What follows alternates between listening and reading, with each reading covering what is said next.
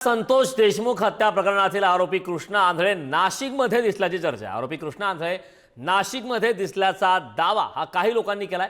संतोष देशमुखांच्या हत्येनंतर 3 महिन्यांपासून हा कृष्णा आंधळे फरार आहे। बीड पोलिसांकडून मागील 3 महिन्यांपासून कृष्णा आंधळेचा शोध सुरू आहे। आरोपी कृष्णा आंधळे याआधी गुजरातमध्ये गेल्याची सुद्धा माहिती मिळाली होती। मात्र आरोपी कृष्णा आंधळेला सध्या नाशिकमध्ये पाहिल्याचा दावा यावेळी करण्यात आलेला आहे। काही लोकांनी हा दावा केला की कृष्णा आंधळे जो एकमेव आरोपी सध्या अद्याप सुद्धा फरार आहे। शोध मोहीम मागच्या 3 महिन्यांपासून सुरू आहे। मात्र कृष्णा आंधळे मात्र आता पोलिसांच्या हाती आतापर्यंत काही लागला नाही आणि याच संदर्भात आता मोठी अपडेट समोर आली। या संदर्भात ताजे अपडेट देण्यासाठी आपले प्रतिनिधी किरण ताजने आपल्या सोबत जोडलेत।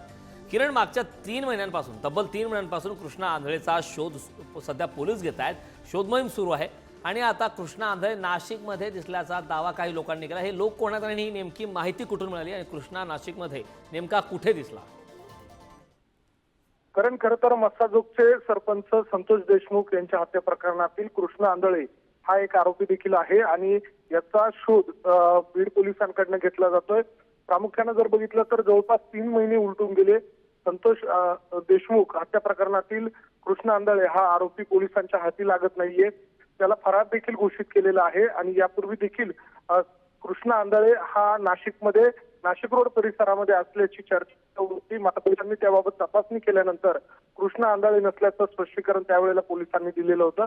आता पुन्हा एकदा गंगापूरमध्ये कृष्णा आंधळे दिसल्याचं काही स्थानिकांनी दावा केलेला आहे आणि त्या पार्श्वभूमीवर आता सीसीटीव्हीची तपासणी करून याबाबतचा शोध आता पोलिसांकडून घेतला जातोय। स्थानिकांनी केलेल्या दाव्यानुसार आता कृष्णा आंधळे खरंच नाशिकमध्ये आहेत की पुन्हा एकदा तशाच स्वरूपाची चर्चा मागील काळामध्ये झालेली होती तशी चर्चा आहे, याबाबतचं तथ्य समोर येईल। मात्र सध्या तरी कृष्णा आंधळे नाशिकमध्ये असल्याचा दावा स्थानिक नागरिकांकडून गंगापूर रोड परिसरातील नागरिकांकडून केला जातोय।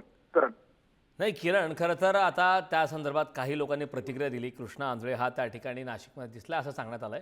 मात्र या संदर्भात आता पोलिसांच्या माध्यमातून नेमके काय प्रयत्न सुरू आहेत? पोलिसांकडून आता संपूर्ण परिसरातील या ठिकाणी असलेली सीसीटीव्ही आहे त्याद्वारे तपासणी केली जाईल। किरण, खूप खूप धन्यवाद या संपूर्ण माहितीबद्दल।